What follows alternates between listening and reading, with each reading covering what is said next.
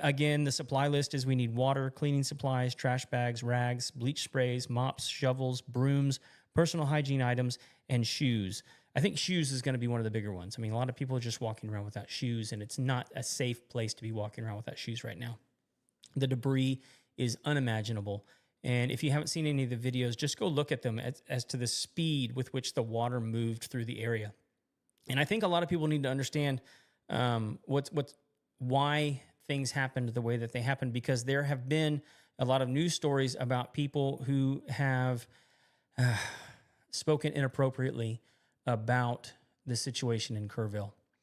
And I'm not going to try and promote any of these vile people, but there was a pediatrician here in Houston that essentially said that the people of Kerrville, because a majority of the people in that county voted the way that they did this last election cycle, that they're getting exactly what they deserve. And she was at a pediatric office here in Houston, and she is no longer employed by them. And I can tell you they couldn't have fired her quick enough. What a horrible, awful thing to associate with this tragedy is to try and, let everyone know that you're an internet ranger ready to let everyone know how intelligent you are and more thoughtful and brighter than everyone else there in Kerrville. And then the suffering that they're going through is their own fault because of a way that they voted. What to espouse an idea. So shame on her, and good on the pediatric office for letting her go. Hopefully she learns the ill of her ways. O'Donnell, who are sniping us from abroad, saying that all of this is because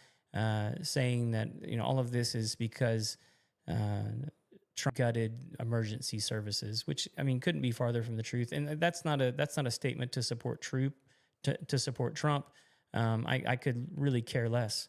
But I've heard from meteorologists here in Texas, and here's the truth of the matter, is that the emergency broadcast system worked the best that it could. Rain prediction is difficult, especially when it comes to the amount of rain and where the rain's going to fall. Even though we have good radar systems, it's still really, really hard to predict the amount of rain and the severity of rain. And so when the emergency broadcast system sent out the initial warning, it was about 1 or 2 o'clock in the morning. And so most people were asleep. And you combine that with the fact that it was a holiday weekend and that kids were at camp. Most people did not receive those emergency warnings. And this is actually a cautionary tale for cell phones and things like that, because I can remember a tragedy that happened in my life that I was able to reach out to my parents at 3 o'clock in the morning because they actually had a physical phone next to their bed, and I was able to reach them and talk to them and actually give them the information to let them know that I was okay. And now people have the option to turn notifications off on their phone. And I'm not saying that you shouldn't do that. You should absolutely do that because notifications are annoying. But when it comes to like emergency notifications and phone calls from loved ones and things of that nature, like we need to be able to get a hold of one another to warn people about situations exactly like this. And so what ended up happening is a lot of people who were in tents, obviously felt the heavy rainfall, and a lot of them were able to pack up and evacuate. A lot of people who were in RVs ended up staying because they felt that the RV was high enough off the ground that they could shelter in place and weather the storm. Well, they didn't realize how fast the waters were going to be coming. A lot of those RVs ended up getting carried off. I've seen videos of entire cabins actually being picked up and swept away in the waters and then lodged in trees along the riverbanks with people still inside. And so it's insane to imagine how fast the waters were actually moving to be able to achieve that. And so, when you start hearing about things, blaming it and making it political, it's just despicable and vile. And anyone that does it should be ashamed of themselves, especially when none of them have probably ever done anything to actually help and assist in an emergency situation and give to those who are suffering, who may not even agree with them politically or religiously or any of those kinds of things. When people are hurting and they need help. And your political view means nothing to me, especially when you offer no assistance. We know from the Bible that it was the Good Samaritan, the one who was considered the lowliest in the society, who actually offered help. It wasn't the high and mighty that were viewed as righteous. It was the lowly Samaritan who was actually the righteous one that stopped and offered aid. So before you begin to espouse your views from on high as to why these things occurred, have you actually stopped to send supplies, to go and physically look for people?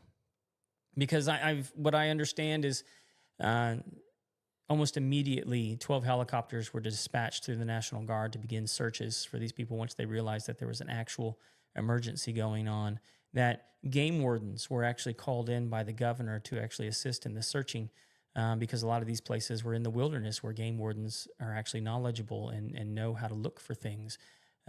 Policemen, firefighters, EMT, all these people, all these different. I mean, if I left somebody out, I'm sorry, but so many people have come in to help and assist, and they should be celebrated as heroes. And so again, if you go to the QR code in the bottom right-hand side of your screen, you'll be able to follow the link back to the church website where you can give money, or you can find the list of things needed to bring to the truck by Friday, and hope that you can donate something to support our friends and neighbors over in Kerrville. Continue to pray. Absolutely continue to pray so that we can just lift these people up. Prayer is powerful, but also send your money and send your supplies that they need. So we want to thank our sponsors for actually making the program possible. We're not going to spend a lot of time on these, but we love each and every one of them, and they provide us the finances in order to make the show possible. Lone Star Appliance Repair. If you need an appliance fixed, give them a call. They are the absolute experts in the area. Give them a call, 936-647-2364, and you can actually text them and get a response really, really quickly. Reach out to True Texas Solar and Roofing at 936-286-8325. Your experts in whole home energy through solar, batteries, and generators. They can provide an entire home power system for you. And to our friends over at Crazy Clean, the small device that can keep your toilet absolutely spotless year after year. For up to 10 years, it's guaranteed. And you can reach out to them at crazyclean.com. That's crazy with a K and K, clean with a K. crazyclean.com. Thank you to each and every one of our sponsors.